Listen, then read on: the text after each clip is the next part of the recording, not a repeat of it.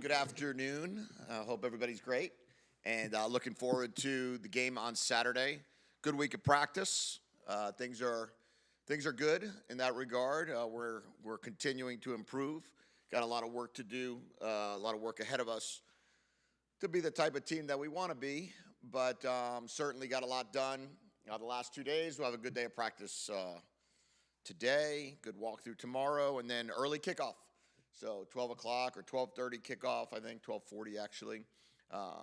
Get the dog walk going, get people out there, get the crowd out there early, and we need a full house. Looking forward to a beautiful day on Saturday. Any update on Quentin from the last time we talked to you? Yeah, I don't expect that he's going to be able to go this week, unfortunately. Any reaction to the play that got him hurt?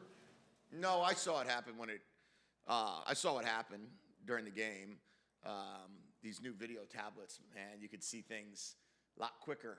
I would not have seen that, until afterwards. But I saw that series what happened. But there's nothing to be done, nothing to be said. It's unfortunate, for sure. I can't remember ever seeing that play before or something like that ever happening. I know it's happened maybe over the years, once, twice, but. No real reaction. Disappointed that it happened, but we got to move on. Did the defender actually go all the way off the field and come back on? Yeah. Jedd, Eastern Michigan offensively, it's a lot of split zone kind of looks. I was curious, as an offensive guy, like what makes that concept so effective? And then from a game planning perspective, how do you kind of counter those looks? Well, from a game planning perspective, I won't answer that. And from an offensive perspective, I would say that, the value of commitment to what you do, right? So if that's what your run game is going to be, then you commit to that run game and you give what you would say, mess with the eyes of the linebackers, mess with the eyes of the secondary, split zone, split flow, eye candy back there are certainly things that affect defenses. I would also say that it allows you to remain on double teams longer when you have a tight end or a fullback on back door, which is what most split flow zones are. But they do a nice job.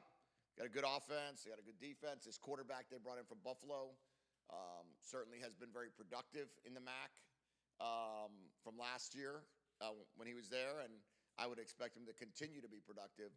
And they have a good scheme. They're well coached. They have some really good players out there that we got to be aware of. That number 2 guy is everywhere, makes a ton of plays. He's certainly one that we have to be prepared for, and we know that they're going to be a good challenge. From game film after week 1, there's always probably the most to learn after game 1, especially with a new program. What are the things that you really liked? What are the things that you got to clean up that are most on your list? I would say, after game 1, I would probably like us to get the ball down the field maybe 1 or 2 more times on some of the plays that we called. If we were able to hold up in protection a quarter of a second longer or so on offense. But again, I think the opportunities that we had were right. Like we had 26 pass attempts for Will. I think he made the right decision. Jonah hit the right holes in the run game. Cam hit the right holes in the run game. I didn't feel like we took things backwards. They called, a penalty here or there in the game, but we didn't have the false starts. We didn't have a delayed game. We didn't have an illegal substitution. So all of that was good. We just have to be better in every phase. Like we have to tackle a little bit better. We have to run a little bit harder. We have to run our routes and get a little bit more separation. And if we can put that whole thing together, then we should have a better game this week than we did last week. Can you compare the MAC to another league? Is it like a Mountain West only from the middle of the country? Oh, I don't know. I don't think I've been a part of. Maybe I've played the MAC once. Maybe a game against the MAC. Maybe. Not sure. So we never played the MAC when I was at Arizona. We didn't play anyone in the MAC, I think, when I was at Michigan for those 2. I don't know if I've ever played a team in the MAC. So I would say that it seems like good hard-nosed football. The athletic director at Bowling Green is in the MAC. He was our senior associate AD at Arizona, so I followed Bowling Green football, and they've done a really good job. And I think there's some really good programs there, really good teams. Northern Illinois head coach Thomas Hammock and I coach together, so I've kept track of them. There's good football. It's good, tough, hard-nosed football, and we've got to match that. How much do you expect to have the same amount of rotation that you had in the offensive line this Saturday that you had in the opener? Yeah, I would think so. I would think it'd be very similar to that in terms of who's mixing and matching at center, mixing and matching at guard, mixing and matching at tackle. I would expect us to continue to do that, and I'm not so sure that won't happen all season long. I think we're right now in a spot where we've got 7 for 5, and just like we have 3 for 2 safeties, or just like we have 3 for 2 at corner, with EJ, Thad, and Efi. I mean, these guys are just getting rotated because they should get rotated, and that's what we'll continue to do as of now. Corner, any updates on Darren Barkin Bryant? No updates on Barkins. I think he'll be probably a game time deal, depending on, I think he's taking some reps today. We'll see. Bryant is probably 1 week away. Looks like we should have him back on Sunday for our first practice of the week. How have you seen Decker respond? I'm assuming he's gotten more involved in the offense this week. How have you seen him respond to those kind of? He's been good. I mean, he's smiles a lot and has fun and loves football, and he's a young freshman that is really enjoying his opportunity, and he's handled himself exceptionally well. I don't see much of a flinch because he has more reps this week. And he's kind of had more reps all week, right? So Q hasn't been able to practice this week at all. So it's been good for Dak, and I think him and Coots and Latu and we should be okay there. Durfee hadn't played in much of a game for about 2 years till last weekend. How did you see his performance? Played okay.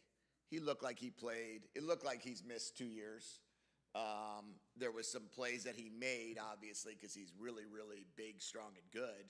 And then there were other plays that he would probably take back, like he wish he had another opportunity or made a better play on a play. I would expect him just to be better each week.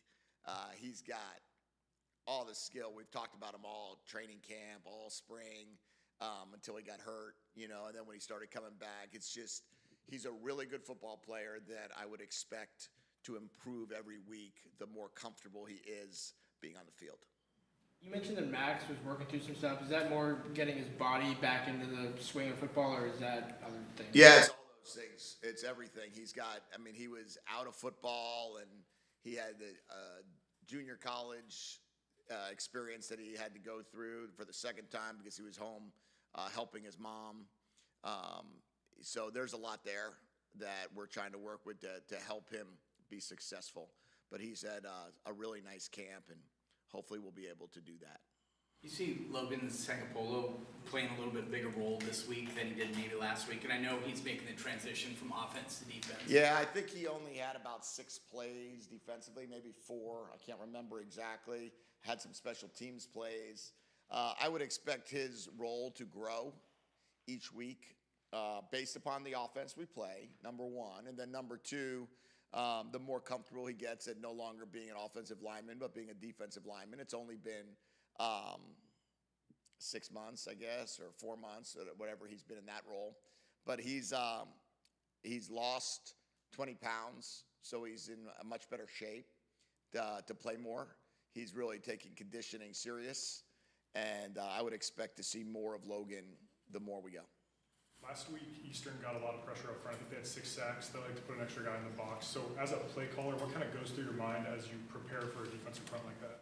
Well, 6 sacks goes through your mind for sure because it's very hard to score on a drive where you get sacked in terms of analytics and statistics there.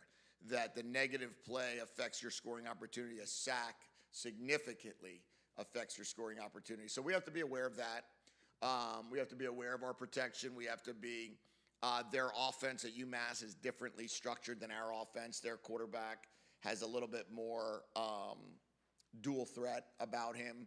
So there's some times that sacks occur when they're trying to extend a play or a longer or a called run, zone read that gets tackled behind the line of scrimmage by the quarterback. But on the same token, they've got some really good pass rushers. They got some good players that transferred in. They got some good older players that have stayed around. It's going to be a more difficult, bigger challenge than the week ago. And we're expecting to have a real good game up front, and we know there's going to be a great challenge with their D-line. On the back end of that defense, it's primarily like a cover one show, but they'll rotate coverages a pretty decent amount on the back end. How much does it help having an experienced guy like Will back there that's used to that picture kind of changing post-snap?